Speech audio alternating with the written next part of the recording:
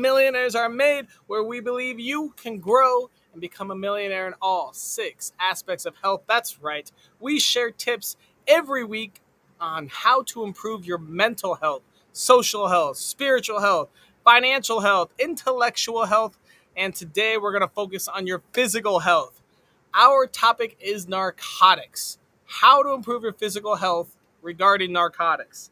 Now, obviously, not doing heroin every 5 minutes is probably a bonus, but hopefully we got a little more coming out of our guests. We found 3 experts that are going to come in and talk about narcotics and physical health. If you've never seen Millionaires Are Made before, this is a show built on the fundamental belief that every person you meet knows something you don't, and there's something to be learned from everyone in this big, beautiful world. In the spirit of authenticity and to try to remove as much bias as possible, I don't talk to our guests at all about what their tip is or what they're going to say on air. We love to have it be their own words from their own life journey. So we're going to have 3 awesome tips that we're going to learn about together. Audience, this is an interactive show. Please comment and ask questions. We love that. We put them on live and we ask our guests on the spot whatever you want us to, as long as it's regarding physical health and narcotics. Please don't get too crazy with this topic. Or maybe get crazy. We'll find out. And if you have something that you're dying to share or you think you know that very few people do, which I already know you do, sign up to be a guest. We'd love to have you. We love having new guests, people who've never been on podcasts. Doesn't matter. Come be a guest, share your info, and let's help the world grow. If you're also watching this going, oh man, I'm in a little rut in life. Maybe it's financially, maybe it's physically, maybe spiritually. You feel a little lost. We would love to help you out. Shoot us a topic idea. We will go out and find 3 guests that have tips to help you get through that little hump in life.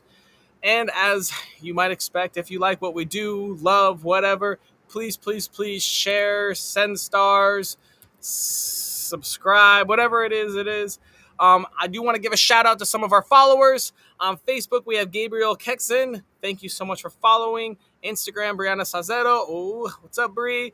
TikTok, Darway, and YouTube, Jawad Wilson. Go follow us if you want to. Follow us on all 4 of our big channels if you want to be shouted out in our next episode.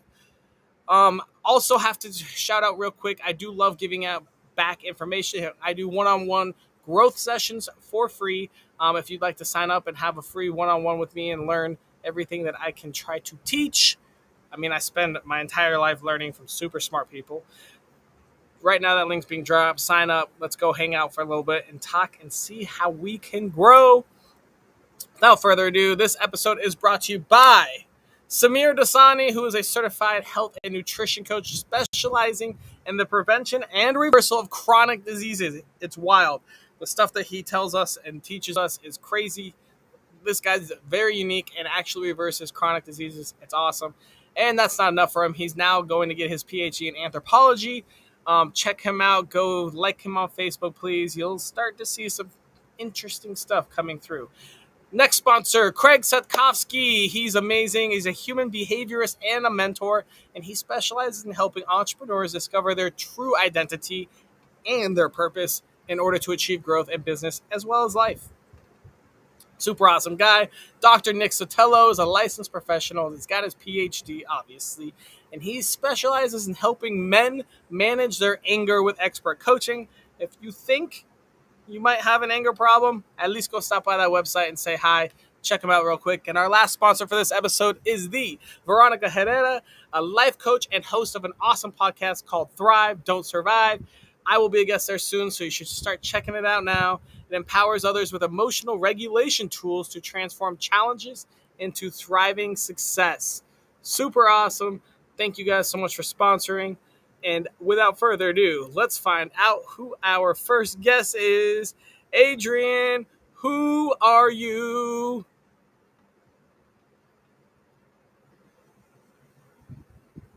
You are currently muted, Adrian. There we go. Now I'm All here. right. Now tell us who you are. That's it. I am Adrian Tickey. I'm a recovery advocate for the last 16 years in Delray Beach, Florida, which was dubbed in 2007 as the recovery capital of the United States. It's Interesting. also our main exports are tourism and treatment. I started in this business against my will. I met and married a guy in church who introduced himself as a recovered alcoholic. Never heard that before. And it took me down this rabbit hole of being on the front lines, really in the center of where the pill mills were, which is when the fentanyl started, just streaming into our county.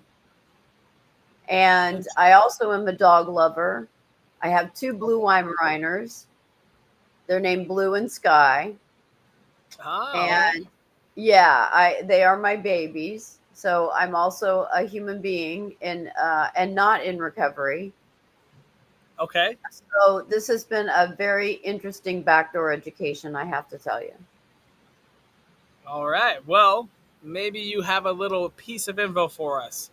If I wanted to improve my physical health regarding narcotics, what tiny tip would you give us? I think it's important to have a healthy respect for narcotics. Ooh. They are strong medicines. As I said, I'm a recovery advocate. 90% of the population is not pathologically addicted, Okay. right? That's a good stat. So that means that everybody doesn't need to stay off of narcotics, but I think everybody needs to have a healthy respect. They're great for short-term use after surgery, you break your leg, but it's really something that you need to try to get off of as soon as possible because it does impact your health in really negative ways. A lot of side effects on a lot of them, right? Yeah, there's um you're altered. I mean, the literature that comes with the medication, when you fill it at the pharmacy, you open it up and it says this medication is addictive. Doesn't say if you have blonde hair or if you take it on Tuesday. There's a Okay. period at the end of the sentence, right? So just take that into consideration and go, I don't want to be on this for the rest of my life because I will get addicted. Know There you also that there, like I said, there is a use for opiates and narcotics. go. Just don't overuse them. Very temporary and follow exactly what the doctor prescribed. Yeah. Yeah, exactly. So you told us a little bit about your background. Tell us a little more. Where on your life journey did you learn this tip? So, like I said, I met my husband in church, and we started a recovery residence community. So we at one point we had 72 souls that were addicted that we were taking care of, getting them from their old life to their new in our recovery residences called the Lodge at Delray Beach. So I learned from firsthand experience, seeing that people that were addicted really should stay away from narcotics. If you have an addictive personality, um, or if you must take them, you can always do something like give them to a friend if you're afraid you're going to take too many, and say, hey, every 4 hours or every 6 hours or whatever, can you dispense this medication for me? So I'm careful with it. Smart, very smart. Put it in someone else's hands for sure that you trust, obviously. That you trust that is not going to take it themselves. Yeah. All right, Adrian, thank you so much. We're going to move on to our next guest. We'll bring you out for the round robin. Sounds Next good. up, we have Steve. Hey, Steve, who are you? How are you? My name is Steve. I'm just an energy moving through existence. At least I know that now. I had an NDE at Okay. 4, very young. Um, Run over by a car. Many accidents after that. Rolled cars over. Um, I had a beautiful experience at 4, but never knew what it meant, and had a lot of pain afterwards, which led me to doctors giving me medication that said, "Hey, this is non-addictive. It's brand new." So I started taking it and then slowly became addicted for like 10 to 15 years, Man, shit. which for what I thought was physical pain, but it was unaddressed emotional pain and experiences that I was storing in the cellular memory of my body.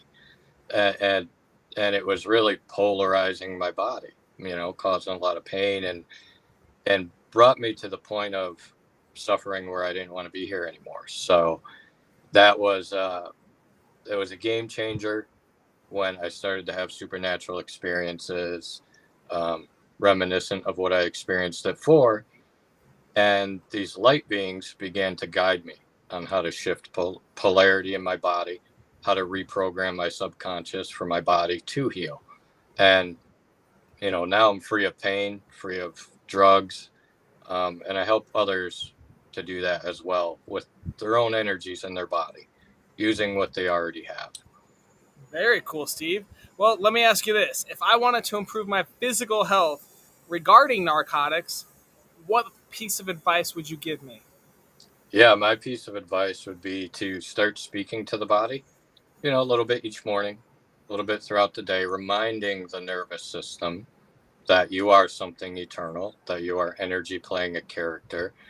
Practice this unattachment, but speak to, if you're trying to come off and you're feeling that impulse and that draw, start speaking to those energies. I give you love, forgiveness, and gratitude, but I'm already whole. And what you're doing is you're giving love, forgiveness, and gratitude to the wounded parts of yourself that think they need this to feel okay. When really, I'm already okay, but I've had an experience of the world, and I numbed myself from feeling. And that was my experience. By speaking to the body, I was able to heal physically, emotionally, spiritually.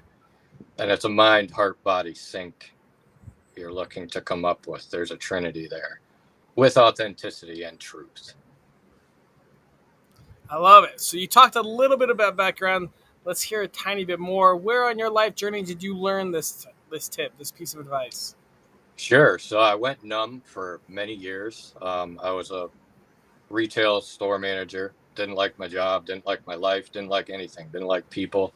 I was going to have a surgery on my elbow that I had broken in an accident, and laying down, getting ready to have the surgery, and I started to get very panicked. And I didn't know why. It wasn't like me to panic. I never had panic attacks.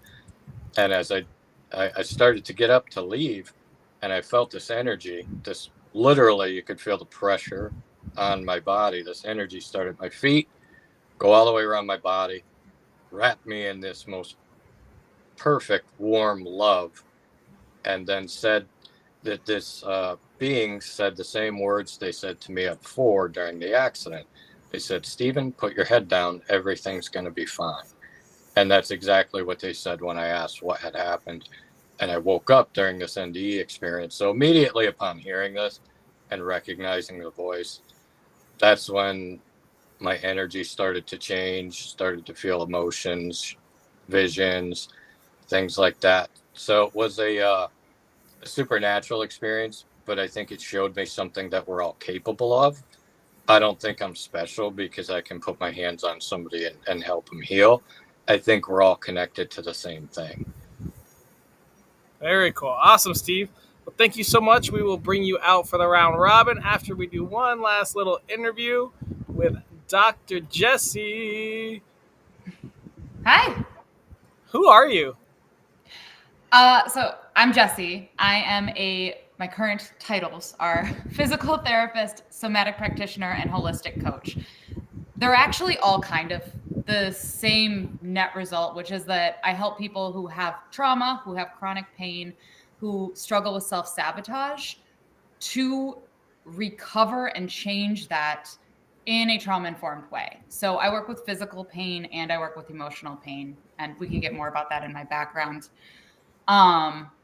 But that's the essence of what I do. I like helping people get back to the things that they had either decided they were too old for or had given up on or had for some reason decided even though they loved it then, it doesn't make sense anymore now. So All right. All right. Well, if I wanted to improve my physical health regarding narcotics, what piece of advice would you give me? I would say know what they do and don't do. And no other, it's a double, so I'm cheating. But also like know what the other things that treat pain are. So narcotics don't treat nerve pain. And I see a lot of patients who get them for neuropathy. And then when we talk about, do they work? The answer is no, right? They get you high. They don't actually help that kind of pain. They're not made for that. But people will prescribe it anyway because pain is pain and it's not. I think the big thing to know is that there are a lot of different ways to treat pain. And I love that Adrienne said there is a use for narcotics. However, it's not a blanket use of if you're in pain, narcotics will help. I think the other thing to know is to understand that there are a lot of things that you can do to treat pain and to change pain that don't require you to take a medication. Usually, I have yet to find somebody where I couldn't figure out why they were in pain, even if they've been in pain for 20 years. With a good physical exam, you can figure out what's hurting and why. And there are a lot of options for treating it. Interesting. What are some of your favorite options for treating some physical pain? I am a huge fan of dry needling and acupuncture. Sticking little teeny tiny needles into the spot and using your body's natural pain relief mechanisms. I know some people hate needles. They don't have hypodermics. They're not squirty needles. They're acupuncture needles. I know. Not everyone does it. So I also use a lot of manual work. I'll use my hands. I have some people, they're like, I'm not doing that. Okay. And then rehabilitation, retraining muscular patterns and bringing blood flow to muscles that have been locked down for a long time, or releasing fascial adhesions, like connective tissue adhesions that cause you to move in weird ways that exacerbate your pain. All right. Well, let's go back to your background a little bit. Where on your life journey did you learn all this information? All throughout, sprinkled across. So I have a master's in psychology, and that's where I learned the neuroscience piece of how narcotics affect your brain and other things you can use, like mindfulness, whatever. I learned how to do the acupuncture and stuff in physical therapy school, and then in a postdoctoral fellowship. I learned a lot of mindfulness techniques, learning to teach yoga. So I have my 500-hour certification plus another like 500 hours of advanced yoga training. So I'm very much What did you go to school for? Oh, I'm always in school. You gotta be. Yeah, I've let's see, post high school, 9 years, I think. 4 of years actual, undergrad. Did you say you have a master's in psych? Oh, I forgot. Yeah, so I got that in 5 years. So I did a 5-year program. So I have a bachelor's and a master's in psychology, and then it's a 3-year doctoral program and a 1-year postdoctoral fellowship. All right, so and then 9. I've just done trainings throughout. I'm always learning stuff. I'm always doing things. All right. I have to have my own business so I can pay for all that. Yeah, there you go. All right, well, we're going to bring everyone else out, Dr. Jesse, and let's have some fun. Adrienne's coming out, and y'all didn't see this, but Adrienne just screamed music in our private chat. So I guess, Adrienne, tell us about music. Yeah, so that's one of my favorite go-tos for something that'll change your mood and your mind without being a substance.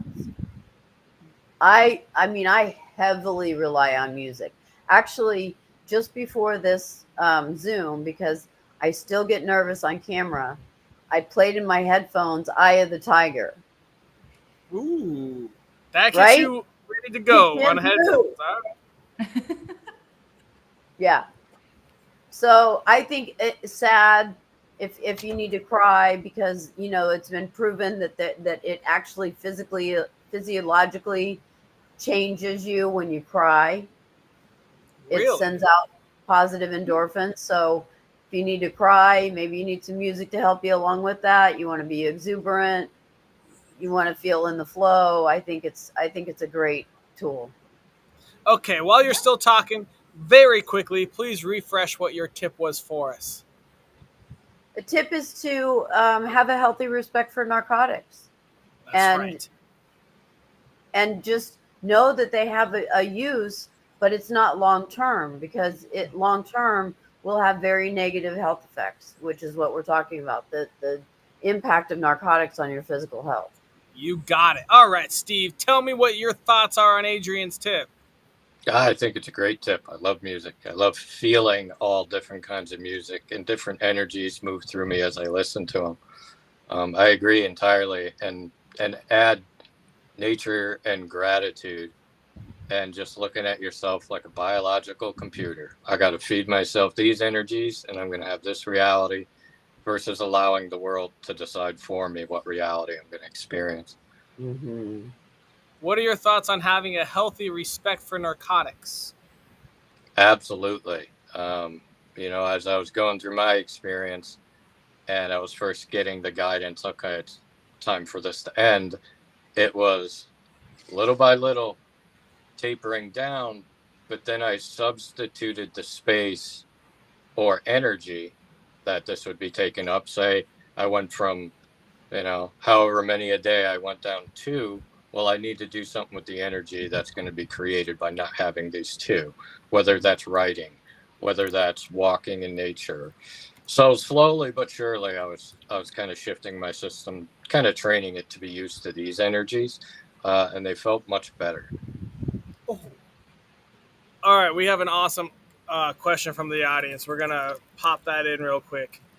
What strategies do you use to stay informed about the risks associated with narcotics? And please don't say the commercials on the Super Bowl. The commercials tell you a lot, though. If you listen to the part at the end, they have to list all of the major side effects. The You last just gotta 10 listen for seconds, the auctioneer everything. voice. Yeah, that's really yeah. I'm a nerd, right? I read like literature that's hard to read. And so I think that a better option is probably you can look at the pull-out sheet, right? That comes with the medication. They will tell you what's going on as far as, okay, they cause this, they cause this, they cause this, they cause this. Well, one day I'd like to see honest commercials where half of the commercial is the people smiling and laughing, and the other half is them pooping and puking and running down the street or whatever else the side effects are. Just be honest with people. But I think, like you said, just read as much as you can and make that informed decision intuitively with your doctor and yourself.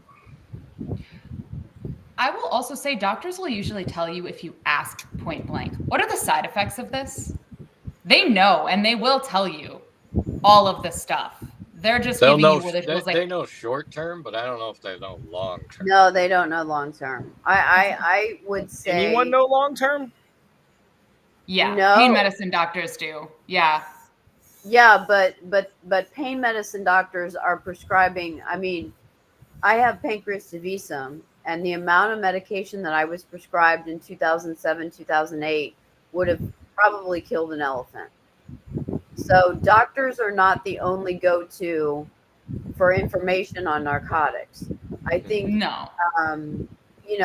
one of the things that I'm aspiring to do is to make a national clearinghouse for addiction. A 3-digit number like 911 or 988, specifically so you can get, because people are putting things into Google, and the Maybe that's first okay. 5 pages that come up are brokers. They're getting money for you going into treatment. They're getting money for you going to this specific doctor. Yeah. You have to go to like page 5 to find out the real treatment center, the real doctor's webpage. Be careful. That's fair. I will say my experience is if you ask a doctor point blank, what are the side effects? If you don't ask for them, they won't tell you. But if you ask them point blank, they will. Point blank. I was on them for years, and I said, I don't want to get addicted. My brother was addicted. They said, you'll be dependent, not addicted. Until I was addicted, not dependent. Yeah, I was like, this is the same thing. Right. So Yeah, I don't trust doctors. I mean, years. That's fair. I've been 47 years out of my 53. I've been sick and mostly on medication. Getting off, titrating off with me initiating that, saying, I don't want to be on this anymore. Because what people don't know is the longer you take narcotics, the more of a rebound effect you'll have, and the narcotics will actually be causing pain. you got to get sick and tired of being sick and tired, I think. Yeah, absolutely. All right, we're moving on to a new question that's really good that I like and I want to read out loud. What role should your healthcare provider play in preventing narcotics misuse? Where is the responsibility? Government, healthcare, you? Where do we go with that? I mean, if we take narcotics into a regular product, not a regulated one, let's say it's like coffee, or let's just say it's alcohol. You get addicted to alcohol, right? It's somewhat regulated, but whose fault is that? Is that the liquor store's fault, the bar's fault, your fault, the marketing, the government for not regulating enough? Where is this blame to go? And I mean, I think there's no right answer. There's probably 1,000 little bits of blame, but in the end, I mean, just like a narcotic problem, we have alcoholism everywhere, and we have rehab centers all over the place. Let's talk about who to point the finger at. If you've ever gotten a chance to watch the documentary called Making a Killing, that's very good, and it shows in light the pharmaceutical industry and how powerfully they're backed to push these medications, and the doctors, they're just busy doing their job, busy, busy, busy. And I have a few friends that are doctors, and they're pretty much in the system and victims of the system, but they have to go along with it. That's their job. I think the role, though, is a lot in the pharmaceuticals. I would agree with that. I know that initially, and they've been sued for it, and I don't know what happened. Like several pharmaceutical companies came forward and blatantly lied. They said these are not addictive if you give them to someone who's actually in pain. And this is part of why when I was advocating for, they said if you're actually in pain, you can't get addicted to this medication. That's not true. That's not true. Of course it's not true. They've been sued for lying about it, but that's what they told med students.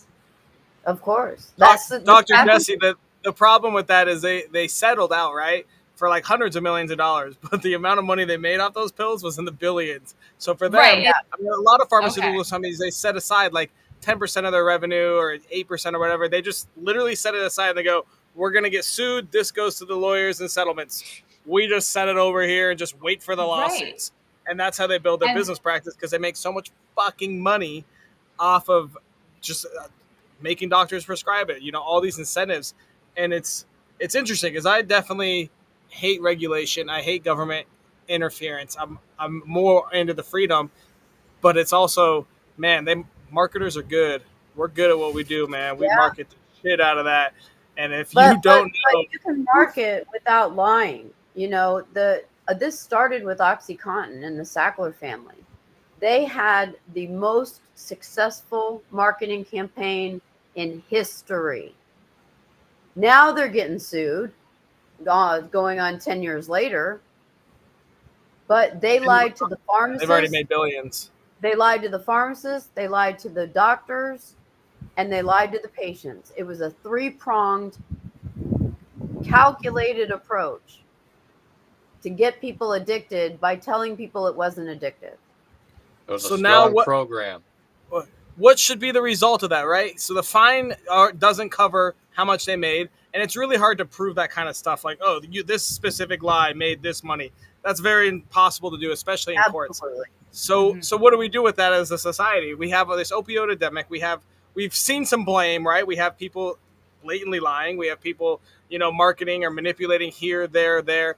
How do you point a finger and find someone guilty and send them to jail when there's more pharmaceutical lobbyists in Washington than there are congressmen? That's the problem, right? And to try to get them into jail, and it is happening. We are seeing people that are stealing people out of treatment centers to take them to theirs and getting a $500 kickback, going to jail, human trafficking. Okay, well, it's good that they're doing that. I didn't realize that's happening. Yeah, that's I've never heard that. Absolutely. I live at the epicenter of the drug addiction in our country. We have a town of 70,000 with 30,000 people either in recovery or in active addiction. Wow. And so you have a lot of recovery centers in your town? Recovery centers, detoxes. Oh yeah, it's the number one per capita. That's why Delray Beach was dubbed by New York Times as the recovery capital of the United States. There's more. And so you see a lot of like black marks. You see a lot of like, a lot of crime going on within that.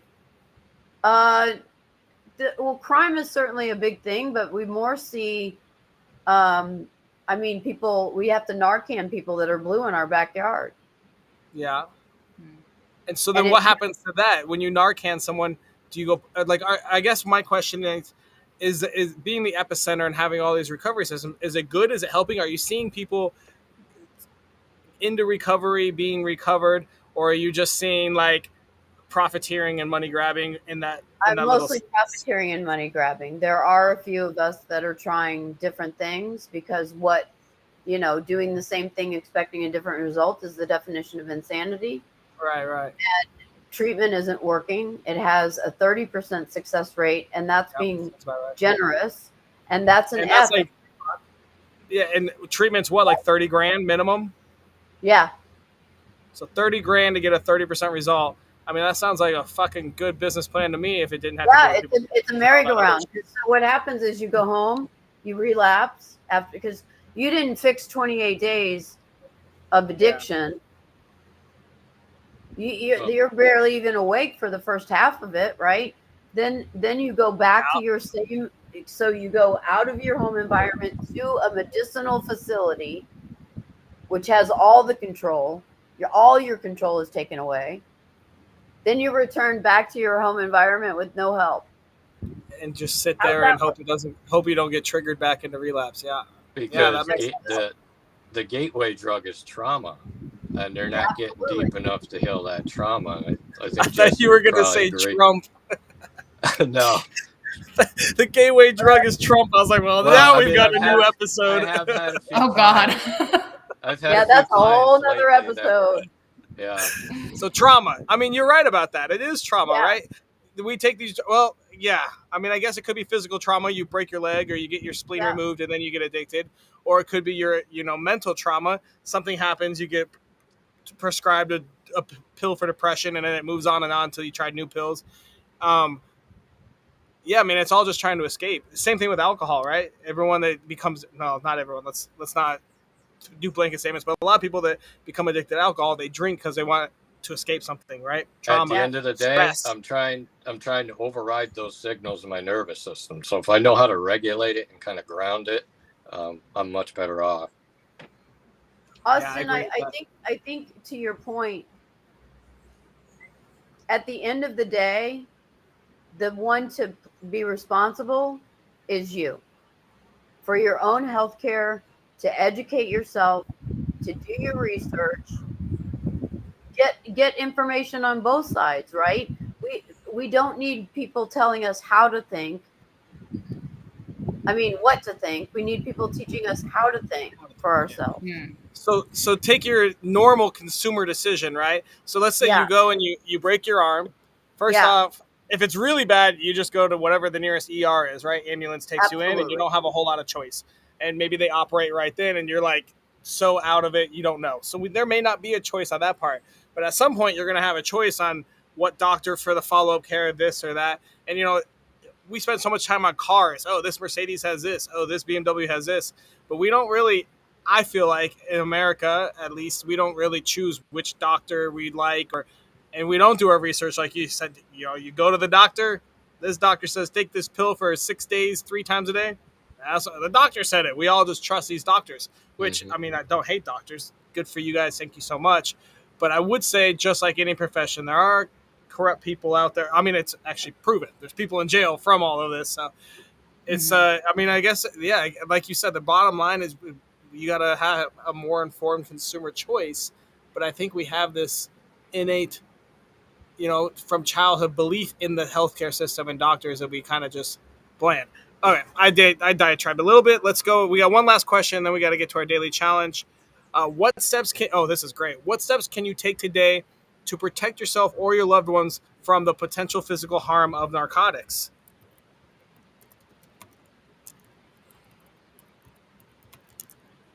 Is this for a loved one who's on narcotics or who's being offered narcotics or something, a third thing? Because the answer is different if you're already there, right? But I think for me, the big thing that stands out about how to protect yourself is to know that they're not long-term medications and to know that there are a lot of ways to treat pain and to know that if you do have unresolved trauma, you're more susceptible to addiction. If you don't like your baseline for how you feel, taking something that makes you feel different is going to have a much stronger effect.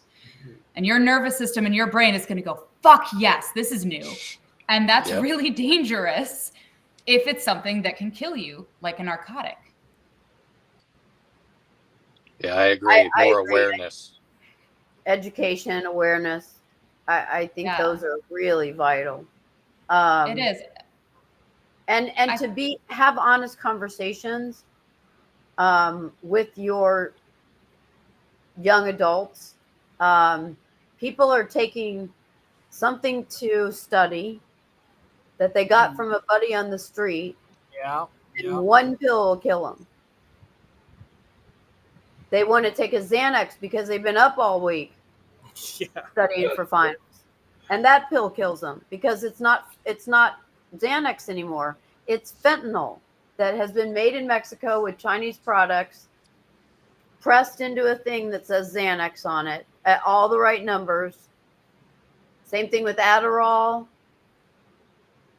They are forging drugs that are lethal. It's I call it poisoning because that's what it is. It definitely is. And I think the hard part about all of this is that the supply is a huge problem, right? Like the pharmaceutical companies lying. The fact that most doctors get taught in education that this is your first line treatment for pain, and for severe pain it is. I know that now, I was going to say, like, more doctors do learn the actual side effects, the actual dangers, and they are better equipped now to educate you about that. But there is also the demand side. The reason that that's happening is because in our country, so many people are dysregulated that drugs are like our most popular import, right? We love drugs in the United States. There's no arguing with it. Our addiction rates are off the charts. We love getting out of our brains. And I think that what Steve is talking about getting into things that make you feel good that don't require a substance, or the music, like all of these, learning how to feel good without a substance and reducing the demand side is ultimately what is going to fix a lot of that stuff, because where there is a demand, there's going to be supply. We could shut down Purdue Pharma. We could get rid of the Sackler family. They're still going to send stuff from Mexico. We block it off from Mexico. It's coming from China. We block it off from China. Somebody in Russia will make it. Like, people will do the thing if they can make money at it. And so I think the best way to protect yourself is to figure out how to be happy without substances, which is a deeper issue. And honestly, I think it leads into a lot of the services we provide. But that's the real answer, which is sticky and complicated and kind of sucks because not really. It's not a quick tip. It's very important, but it's not a quick tip. One quick tip. You have 3 seconds. Tell us how to be happy forever. Have a love story with creation. That's it. With the energy that you create daily. Yeah, just be aware and accountable, because you're like a computer. You're going to go into safe mode and get locked up if you're not aware and having a relationship of the sensation of love within yourself. Find the things to plug into, the right inputs, outputs, and discard and unsubscribe to the narratives being written daily that tell you you're not enough. Be a participant in rewriting that by speaking to the body. All right, guys, we are at the end of this episode. As I told you before, it went over like I thought it would. But we have one more task. We have to come up with our daily challenge. This is a task to improve our physical health regarding narcotics. Takes less than 5 minutes a day, costs $0, and is available to anyone from South Korea to North Korea. What thoughts do you guys have? Breathe deeply for 2 minutes every day. Use your diaphragm. I'm serious. It's like the stupidest simple thing regulates your nervous system, reduces your pain, improves your pelvic floor. So if you are on narcotics, it'll be easier for you to poop. Like all of this stuff, right? Breathe deeply for ease of pooping. All right, got it. Yes. I mean, I don't know that I'd say that's the only reason, but 2 minutes a day, take deep breaths where your inhales make your belly big and your ribs expand, and your exhales, you kind of shrink down. It's like 12 breaths if you do it slowly. I'd say utilize journaling A lot of addiction is masking feelings and emotions. And so, even if you can get those out in a free flow form, and then, of course, music, as I mentioned earlier, I think it's important to reach for something that is not mood and mind altering. No escape. You don't get the right to sit on the sidelines. We all have to show up here and be our best selves. Yeah, and I'll add, I think Jess took half of my answer. So I was going to say breath. No, no worries. That was kind of funny. Breath and thought. And I know I keep saying speaking to the body, but you really want to be able to relate to an identity that you can hold that's above the world. And that's why I like to identify as the energy of love, just experiencing being human, because this kind of expands me past some of the noise that I'm experiencing. So how you relate to your identity, very important. Getting up in the morning, thought, breath. All right, here's what we've got. Breathe deeply for the ease of pooping and to help your nervous system. Listen to music or dance when an urge to change your mind hits, right? So when we feel like we need alcohol or narcotic or whatever it is, which we all get oftentimes, and then tell your body, talk to it, that it feels great as is. Sound like a good, simple daily challenge we can do? We did include the pooping, so hopefully maybe our physical health with some poops will be great too. I was gonna say, All if you right, take guys. narcotics, you have problems pooping. I You promise. know, yeah, that's right. I They did know. not know that till now. We'll never Well, forget. Yeah, it constipates you. Sorry, I thought that was common knowledge. That's why I threw that in. Yeah, everybody knows that. Where you been, man? I'm not associated with narcotics very much at all. Not my forte. But anyways, guys, thank you so much for coming out. We're gonna put you guys backstage and wrap this up. Thank you for being awesome guests and coming up with a great daily challenge and giving us great tips, all that good stuff. And thank you guys so much for watching another episode. Hopefully you learned something about physical health and narcotics. A lot of it starts on the inside, right? So we're learning that your nervous system and your ability to poop, apparently, all can help you not be dependent. Make sure if you are going to take narcotics, if you have a surgery or this or that, or whatever the reason is in your life, that you know the side effects, you do some research, use your brain to make a great consumer decision on how much you're going to take. Take your doctor's recommendation, but remember, it is just a recommendation. You do not have to take all the pills they say, and do your own research.